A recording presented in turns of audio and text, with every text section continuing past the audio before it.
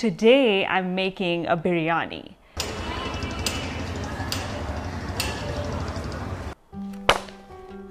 Hi, welcome back to my channel. It's been a while and I was on a break because I was moving and there was a lot going on. More on that later. Today I'm making something special.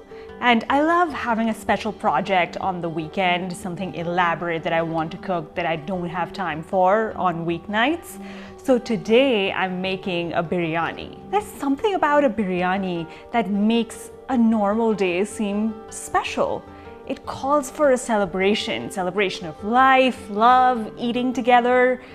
So I enjoy making biryani and I also enjoy eating it. One great thing about biryani is that it's the perfect dish for your next dinner party. You can prepare and prep for it and put it together throughout the day. There is not much to do though once your guests arrive.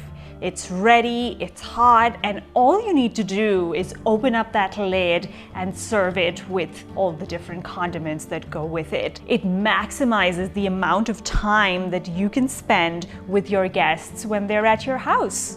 So it's the perfect dish for a dinner party. Today, the biryani that I'm gonna make is my interpretation of a Bengali biryani, a Lucknowi biryani, and it's adapted to my life here in the US. I hope you enjoy it. The first step is to marinate the mutton. To marinate the meat, we first need to add yogurt, ginger garlic paste, turmeric powder, red chili powder, biryani masala, and lots of fried onions.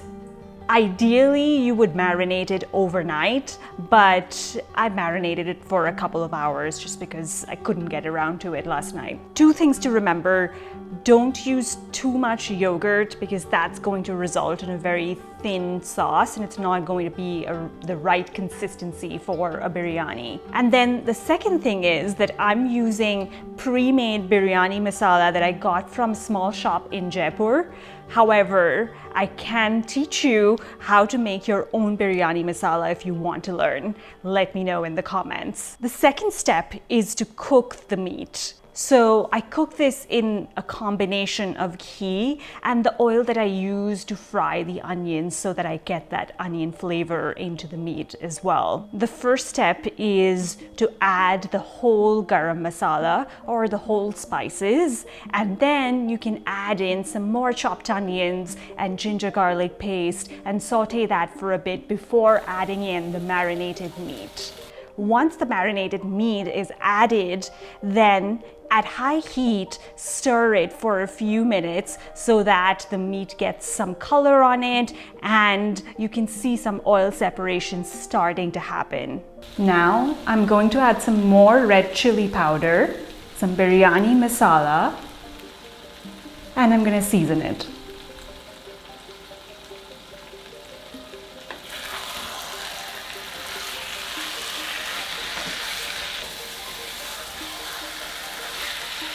Next, turn the heat down to the absolute lowest setting possible, cover it and let it cook till it's almost 80% done. You want to check on it every 10 or 15 minutes, give it a little bit of stir, add a little bit of water if needed. Usually I don't add any water because the meat releases all of its juices. However, if you feel like it's sticking to the bottom of your pan, either lower the heat or add some water. The next step is to par cook the rice. You need basmati rice here or some type of long grain rice. Pre-soak the rice. That ensures that the grains expand as much as possible and your rice is fluffy. We're going to cook the rice with some whole spices. These are the same whole spices that I use to cook the meat.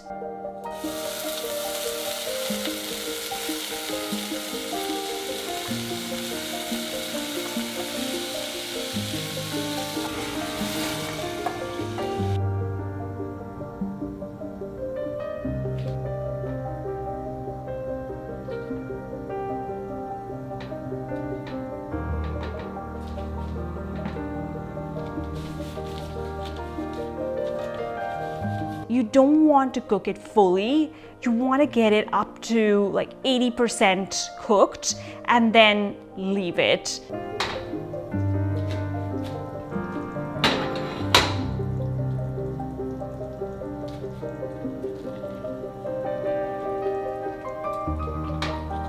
Now we're going to assemble the biryani. This is the most fun part for me, at least. You have the par-cooked rice and you have the par-cooked meat, and all you need is the pimpage. The ultimate pimpage. So first we layer on the meat at the bottom of the pan, and then we put in all the rice. Don't pat the rice down, because that makes it more compact. We want fluffy rice with separated grains. We don't want rice that's congealed together. So once the rice is in, then we are going to add the spices. So we add the biryani masala that we added to the meat, sprinkle a little bit of it on top, and then we are going to add some of the essential ingredients for a biryani. The first one is rose water, so we can add that all over the rice, and that trickles down into the meat and perfumes the rice and meat beautifully. We're also going to add this other liquid called kewra water. This is also really important, and it really creates that characteristic fragrance of a biryani. And then the last thing that we want to add, but equally important, is saffron infused milk. You can take some saffron and soak it in lukewarm milk or even water. Milk works better. And then I'm going to sprinkle that milk all over the rice. That's what gives it the golden hue and makes the biryani look like a characteristic biryani with the different colored grains of rice. And then we're going to add the fried onions. Yes, we fried a lot of onions and we have some of them left for the garnish. So we're going to add the fried onions. More fried onions, the better. It also adds really great flavor. Now that you've added all of these ingredients, we need to seal the pot. The style of biryani that we are making is called dum biryani, and dum means sealed in steam. So essentially what we need to do is to seal this pot of biryani. We can do it either with tinfoil, which is the easier route but doesn't ensure 100% seal. The other way we can do it is by using dough, which is what they use traditionally when they make biryani. Pull it into a long piece and wrap that long piece around the lip of your pot, and then press the lid on, and that will create the perfect seal. Once the pot is sealed, all that's left to do is to cook the biryani. This is the final stage of cooking the biryani. You need about 45 minutes to an hour, and you could either do it in a very low oven, but what I prefer to do is on the stove. Put a saute pan on and then put the pot on top of it and make sure the heat is really low. Now the saute pan is there to prevent the bottom of the biryani pot from burning.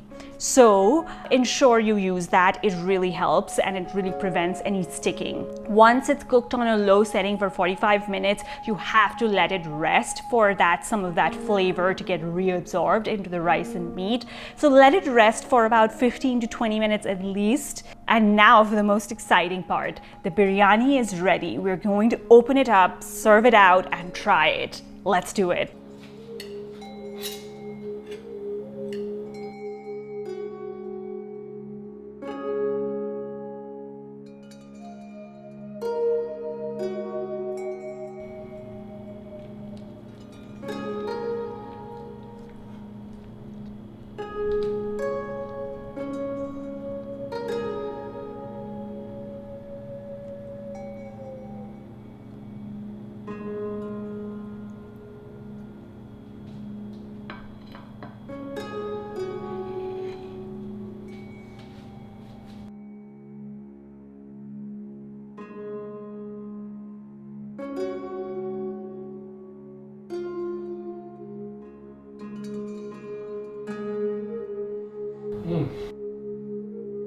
That's it for this video. I hope you enjoy biryani as much as I do. If you make it at home, definitely let me know by commenting down below. Like the video and subscribe to my channel if you want to dive into the depths of Indian cuisine.